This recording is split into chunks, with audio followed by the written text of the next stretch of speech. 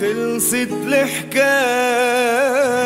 وصارت وراي، انت اللي اخترت البعد، شو بدك مني بعد ما تلحكي هيدي النهاية.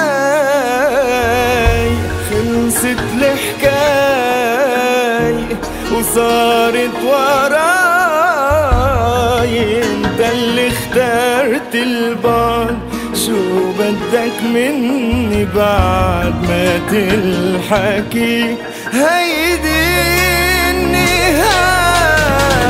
فكرتك صح وكانت هيدي غلطة عمري، اوقات الصح صعب علينا نشوفه دغري، ومنلاقي الغالي علينا مخبى بدوم الكذبين.